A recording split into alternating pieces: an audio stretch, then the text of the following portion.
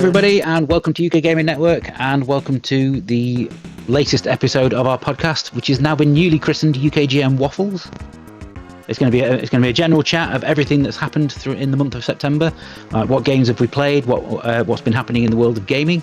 And joining me for this chat, we have UKGN Teru.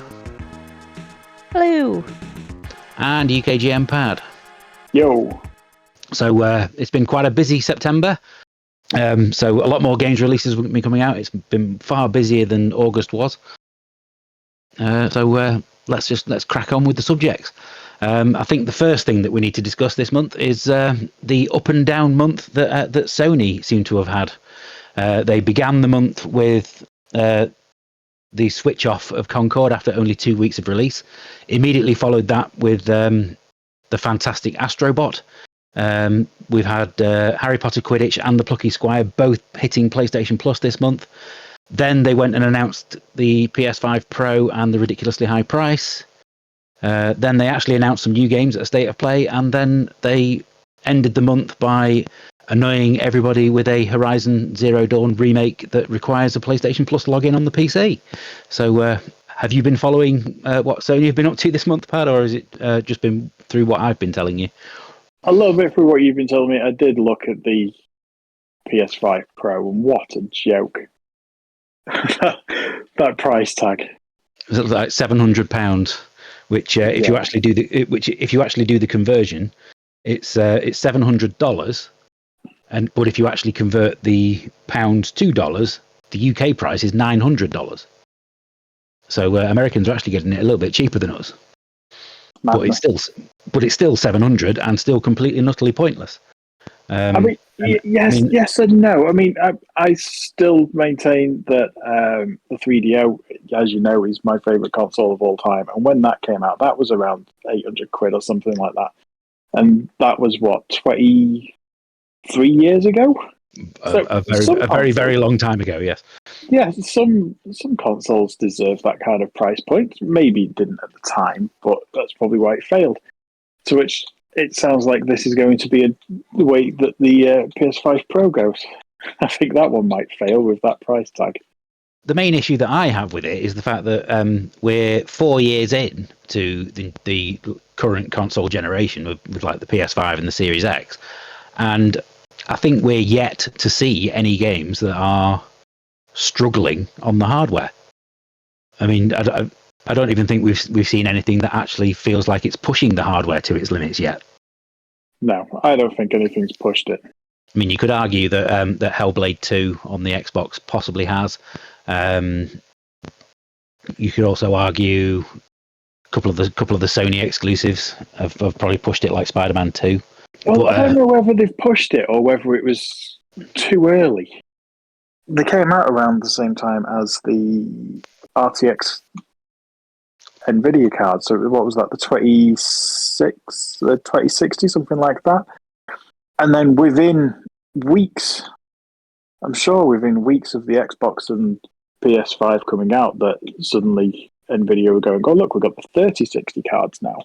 So it just became obsolete when as soon as they went, oh look, these are the new consoles, we can do ray tracing, and then Nvidia announced within weeks, like, yeah, the old ray tracing cards were shite now. I mean, Sony are basically advertising it by saying that it's now going to allow you to do graphics mode on these games at performance settings, so you're now going to be able to have ray tracing on your 60 frames a second mode. But I've yet to see a game where ray tracing has actually enhanced my experience. So I can't see that being a plus, to be honest. Well, it probably has. You've just, if it's done properly, you wouldn't have noticed it. Knowing you're probably looking for mirrors. No. Shiny reflective things. I think the as closest opposed to actual lighting. I think the closest to a game that's required the ray tracing has probably been Alan Wake 2. But that's no surprise with it being from Remedy, who do like to show off with their graphical effects. I mean, how do you feel about Sony's month, Teru? To be honest, I really could not care less about what Sony are doing, with the exception of the fact that Astro Bot is an amazing game. It's the only thing that I really care about. because I grew up on Sony's. They were my first console, so for the longest time I was a Sony fangirl. They could do no wrong. But then since probably towards the end of the PlayStation 4 era, it's just they just seem to have just lost the plot to the point where So I it's not think they even failed worth with it the three. anymore. They definitely dropped the ball with the PS3 when that came out, but I think the PS4 kind of made up for it. But then with the PS5, they've regressed again. I think they've basically got too cocky, and they're acting like, oh, we can do what we want, and people will just like it. That was essentially what they did with the PS3 as well, because the PS2 had been so popular. But you're absolutely right about Astrobot. I mean, whatever else Sony do this year, Astrobot is a genuine Game of the Year contender. It is absolutely superb. Yes, you've got to do the comparison to Super Mario Galaxy because it's that type of setup, even if the mechanics are completely different. And you've got all the nostalgia in there. It's not relying on the nostalgia to get people interested. It's still a genuinely really good game that's just got these extra bits in it.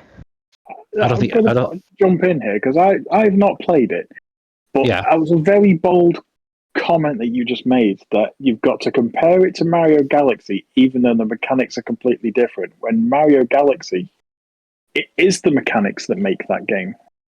So Well- how can it be the mechanics are different, but you compare it to that? I need that Well- explaining, I'm afraid. In that you kind of like have your different worlds and the progression through it are the same.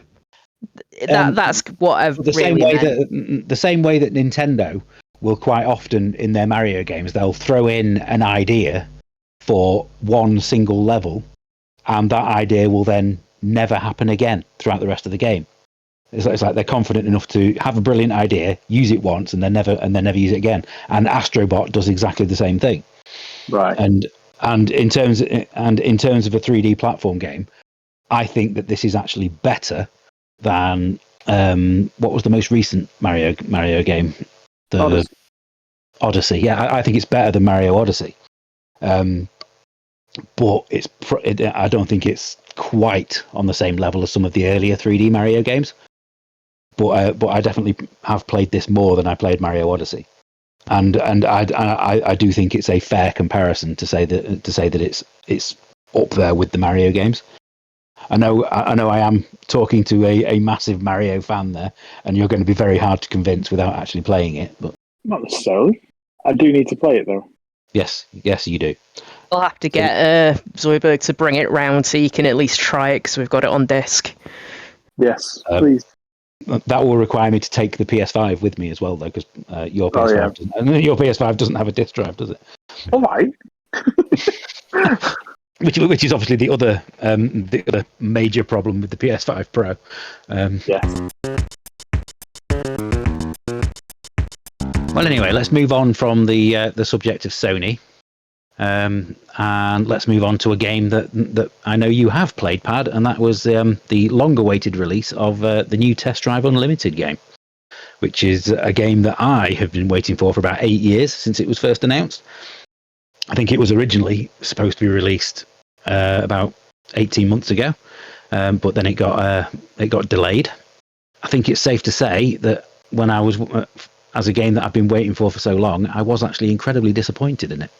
I think it all comes down to the developer's decision to make it always online. That's what's caused all the problems. You know exactly what my thoughts are on this, and you know I'm not talking about it. So, on speaking on behalf of Pad, the reason why he doesn't want to talk about it is because of all the additional sign-ins that you have to do. Even though you're already signed into one thing, you have to sign into even more things. Well, this is why we've discussed before on these podcasts, and I do not agree with having to sign up for a secondary service when you've already bought the game. Okay, we do Xbox Live, that's to play online, and a lot of the games that I also play say, would you like to link your account to the game? Fine. Now, the one thing I will state about that game, that test drive game, is that you go through the entire registration process, and then right at the very end of the registration process, it says, we're going to send you an email to verify your email address. Oh, by the way, do you want to just link it to your Xbox account? You click OK, and then it doesn't send you the verification email to your emails. It just links it to your Xbox account. Why is that not the first option? Why is that not, to play this game, we need to link it to your Xbox account, click OK? Why did it need my email address and everything else off me to just then ask if it can just link to my Xbox account? I hate that things that everybody seems to be doing nowadays. Well, this is why you must sign up for our extra services, even though you've already bought a game for 60 odd quid. No, you can't play it because we need you to sign into something else. They don't need my details. I've already bought the game. It's fine. I'm just a grumpy old man nowadays. Leave me alone and let me play a game that I've just spent 60 quid on. Well, you're not alone on this, because this is the reason why the PC version of God of War Ragnarok is getting review bombed, and why people are so annoyed with the Horizon Zero Dawn remake, because they both require a PlayStation Network sign-in when you're playing it on Steam on the PC. And they're single-player games. They're not online games. I mean, Test Drive Unlimited is an online game, and it has no need to be an online game, because you're playing it on your own, you're doing all the races on your own, but because of the enforced online side of it, you're having to sit for 30 seconds in a non-existent lobby before you can start a race, just in case somebody else wants to join. And it's like, there should be an offline mode, and that is apparently one of the priorities that the developers have got for their first update. And it's like, well, surely they could have foreseen this with the reaction that there has been to so many other games in the past. If it wasn't an online game, I would like it a lot more, because the handling is quite good. The map is really nice to explore, and the entire game just feels like a nice driving game. But then it is the same developers that made the WRC game, so they do know what they're doing. But I did think that the characters in it looked terrible. They looked as though they'd gone back a couple of generations with that one. Yeah, the actual people that you interact with when you get out the car, they're definitely PS2 quality. But when you're actually driving, it's a really fun game, and it's got a lot of potential to be a lot better if they do actually get the offline mode up and running. But it's really, this is the state that we're in the games industry at the moment. A game is already out, and we're still talking about what potential it's got for how good it's going to be in the future, rather than just playing it. I think we've been quite negative on this podcast so far. So for a change of pace, let's ask Teru to tell us all about Frostpunk 2. It's amazing. I did a video of it that's been uploaded onto the channel. So if you want details, you can feel free to watch that and see, how I'm playing it. But really, it's still Frostpunk, but evolved, which is what you want from a sequel. It still has the epic soundtrack. It can still be bastard hard if you want it to be. They've allowed it to... They've been a bit more generous in the lower settings as such of difficulty, but it can still go horribly wrong. And it's just a good simulation game. But one of the things why I probably really do appreciate it so much is that what also came out this month is Fabledon, which is a city builder, not in the same vein as Frostpunk 2, close to Frostpunk 1, but where Frostpunk is very depressing. Fabledon is the complete opposite of you're creating your own fairy tale town. And both of these games are just so worth the time to play. I mean, yes, I've focused more on Frostpunk 2, but that's because it's got the history and the bias from me for playing it. But no, there's just 2 really good city builder games have come out this month.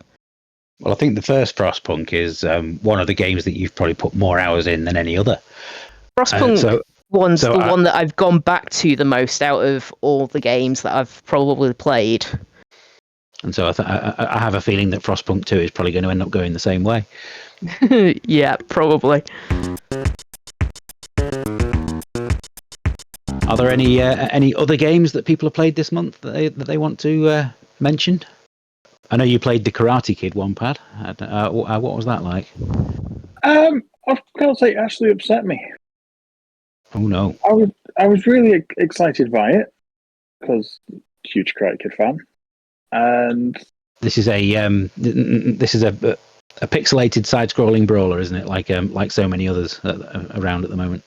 yes, so I was expecting something that as good as Turtle Shredder's Revenge, and Or Scott Pilgrim. or Scott Pilgrim, but sadly, it's not. It's boring. There's no level interactions that you would expect from that kind of game. I know they're all the same old. You walk through, you have a bit of a fight. You walk through the next section, you have a bit of a fight. You walk through something, But there's no. I'm about 6 stages in, or something like that. 6, 7 stages in, and it's just the same. It's the same characters on each stage. It's the same. I think I played the opening level and beat the boss at the end of it, unlocking an achievement, and then I got bored and didn't want to play anymore. If you play it again, you'll realise the reason that you got bored is because the level design was so bad. The levels haven't got any character to them at all. It's like if you play something like Streets of Rage or Final Fight, or the 2 games that we mentioned before, Turtles and Scott Pilgrim. Yeah. The actual fighting is really fun, and you do feel the proper weight of all the hits. But in Karate Kid, I didn't feel any of that. No, I mean, it's not my favourite one of all the ones that have come out fairly recently. That would be, was it Double Dragon? When they redid the Double Dragon one. There was there was a Double Dragon roguelike one that came out just after Christmas.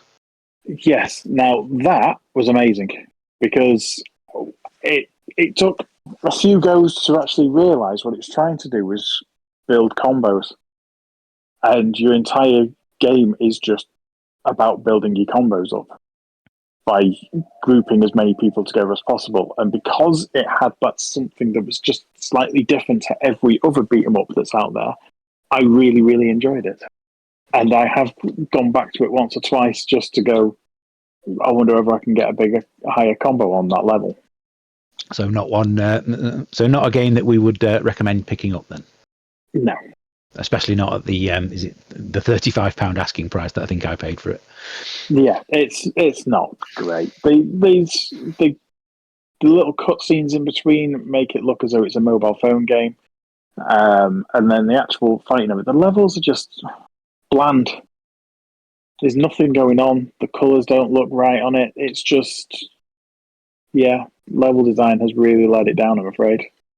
Did you manage to play Iron Meat though? That one, which we also got a key for, and I've been playing. It's I've been quite enjoying this one. This is like it's a really gory version of Contra, essentially. There's a lot of blood splattering around all over the place in this one. I was very surprised by it. I didn't think I was going to enjoy it. When I first saw it, I thought, it's the same old. But I was very surprised. It's very good.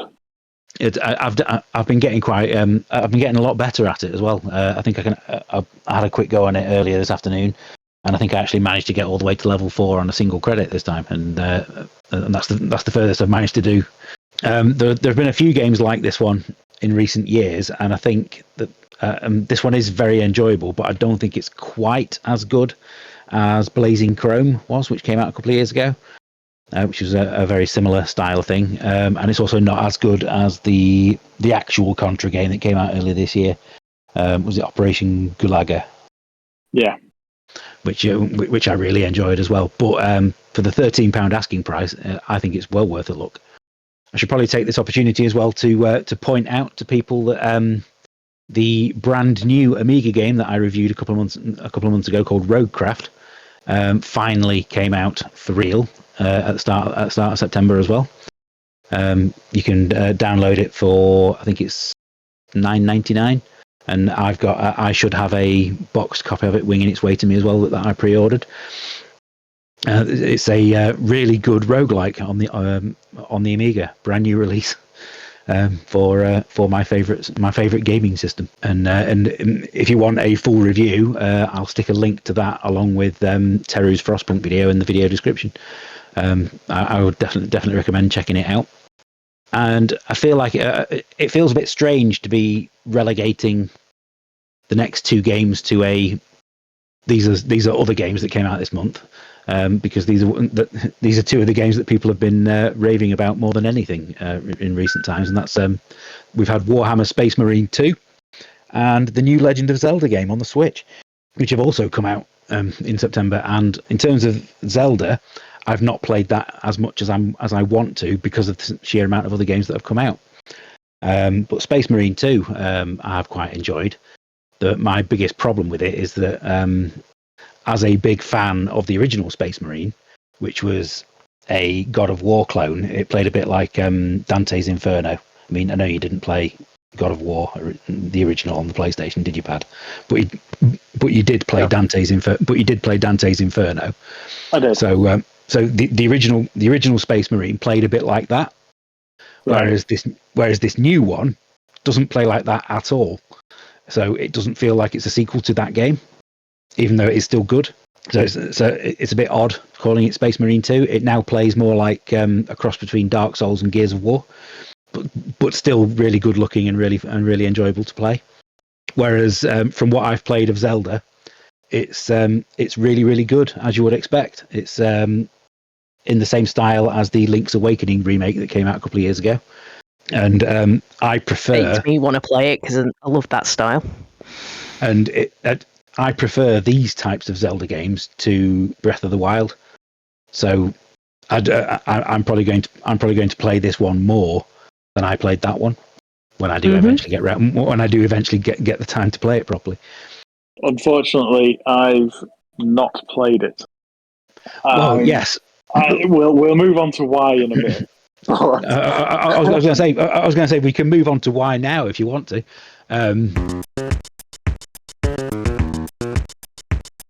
Basically, Pad has set himself a challenge for the month of October, which has a kind of Halloween theme to it, seeing as it involves feline creatures. If you want to explain more about it, Pad, I'll leave the floor open to you. So it's kind of it is a challenge for myself, but also a bit of a dig at Brian or Zoidberg at the same time.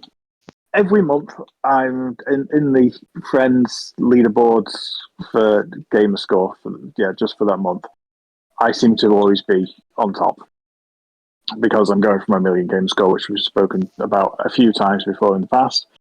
Now, because it's Halloweeny, and because over the last few months, Tara and myself have taken over the end of the chat with cat talk and cat games, I thought, I wonder whether I can not only be first on the leaderboard by only playing cat games, but also how embarrassing would it be to Zoidberg?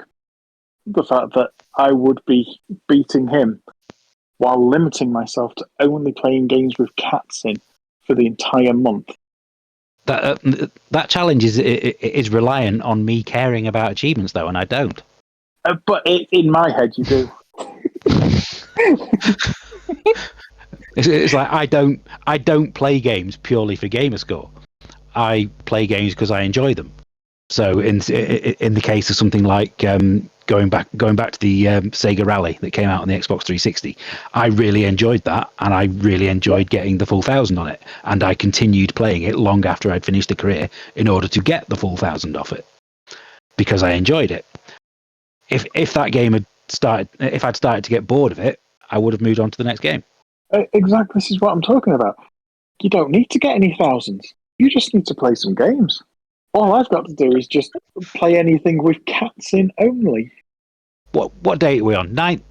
We are recording this on the 9th of October. How much gamer score have you got this month so far, Pad?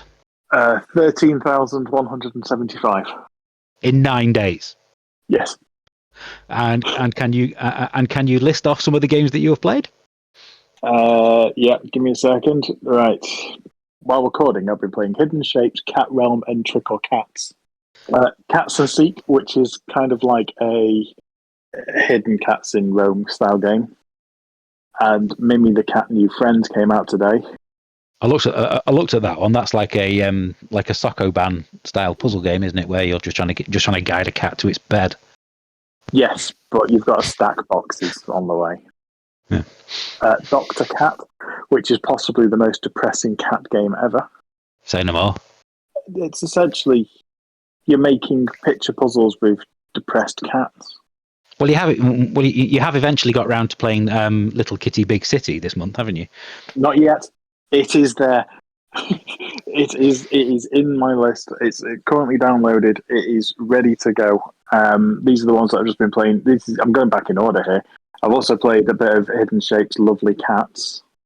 That was okay. They were quite lovely, those cats. Lives up to its title. I started Cat Quest 2 even. I jumped back into Captain Cat, which is one that's been on my gamer card for years. I just never finished it. Do these have to be games that are about cats, or do they just have to have a cat in them at some point? They don't. It's either got to be about cats. It's not just a cat at some point. It's got to be mainly cats. Okay. If it's not mainly cats, then no. So it's like. So if you had an adventure game, say, where you had a cat companion for the entirety of the story. If it was there for the entirety of the story, then yes. Would that be allowed? That would be allowed. That would be allowed. But if it's only a cat that you talk to at one point, then that's not allowed. Yeah, that's not allowed. Right, so okay. I'm kind of going off a 50% of the game has to have cats in it. You might want to take a look at Homestead Arcadia. Homestead Arcadia. Because you've got a cat companion in that, but I don't know how much the cat companion is there. Is that Calico game still on Game Pass? Which one? There was a Calico game on Game Pass. It was actually called Calico, and I think you played a cat. You played a cat running a cafe. Is that still on Game Pass? No, you weren't a cat running a cafe. It was a bit more bizarre than that. There's certainly cats in it, but it's a lot more bizarre than being a cat running a cafe. Well, it could be worse. You could have accidentally played Mad Street. So you are quite fortunately missing out on that one. I am kind of worried that my son is going to pick up the Xbox controller and just unlock an achievement or something for me. Every day I'm like, yeah, use your own account. Make sure you use your own account. I can't unlock anything. Or play anything that's not cat related this month. Anybody who is listening to this podcast or watching this podcast on YouTube, if you've got any cat game suggestions, then please do pop them in the comments, and we'll pass those on to Pad. Yeah, let's wish you luck with that challenge then, Pad. Let's see how much gamer score you have at the end of that. You can report back to us in next month's podcast to tell us how you got on. You need to play more. Shall we talk about what happened this weekend? Yeah, so Play Expo Blackpool was the weekend just gone, where it had the classic setup of so many retro consoles and arcade machines, as well as the trader hall. And though it was a lot smaller this year, we had the indie section as well. I must say I was very disappointed in the arcade, mainly because there was no bomb jack machine for me to set a high score on. And that was the only reason you were disappointed. Let's be honest. No. The other reason I was disappointed was that the Ridge Racer cabinet had a broken steering wheel, so therefore I couldn't play that one either. But I did. Okay, so you had two reasons. I did at least get to set a high score on Ghouls and Ghosts though. But for the indie games that we played, there were two that kind of stood out to me as new ones that we hadn't come across before. The first one is a Snook Adventure, where you create your own little elephant creature, which is very furry and did seem to have quite a selective character creator, which instantly caught my attention. It had a ridiculously in-depth character creator for what it is. I must admit. Maybe, yeah. It's only been in development since February, if I remember correctly, and it's quite what they had on show for the adventure mode was quite impressive, but there's still a lot of work to be done on it, and Zoidberg will have link descriptions for the developers in the description box below. And the other one was called Light, which is a first-person adventure type of game. It looked a little bit, that one looked a little bit like Myst. I mean, I didn't actually play that one, and you played it. I just kind of looked at it from afar. But from a visual standpoint, it looked like it was the same sort of game as Myst. Yeah, and this was developed by just one gentleman. Well, technically two, because he contracted somebody in to do the sound. And yeah, he had like about 6 or 7 chapter kind of puzzle thing to be done in less than 10 minutes to kind of demonstrate, what he's developing in kind of this game. You can't judge the whole thing, but it is something to keep an eye on, and that was a game called Light. The 3 games that I remember seeing in the indie section are all games that we've seen before. There was one called Positron, which I know you probably first saw at a Play Expo, didn't you, Pad? Probably about five years ago, maybe more now. Yeah, a long time ago. Basically, it's inspired by the Light Cycles section on Tron, and you have to guide yourself through a maze to try and find the exit. In terms of how it now looks, it looks like they've put a lot more effort into the graphics now than they had done in the past. Another game was called Bullion, which I remember seeing at the 2019 Play Expo in Manchester, which was a 4-player competitive pirate treasure hunting game, like a single screen one where you're all like fighting against each other.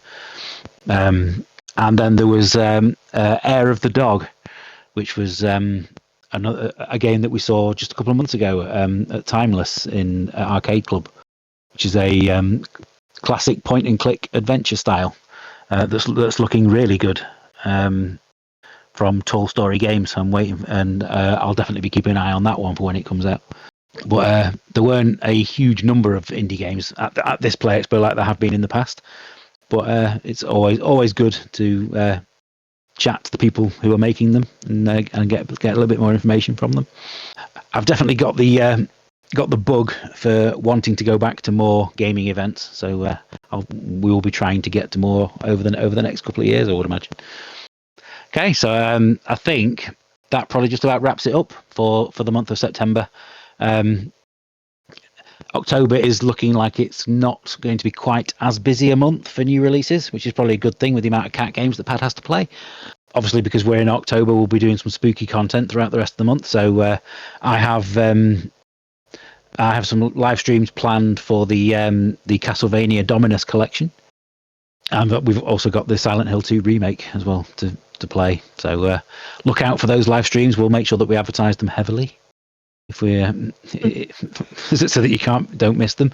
And even if you do miss them, then the videos will still be available on the channel for you to watch. Thank you both for joining us for this month's chat.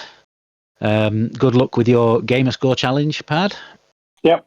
Can't wait to hear next month how many points you managed to accrue.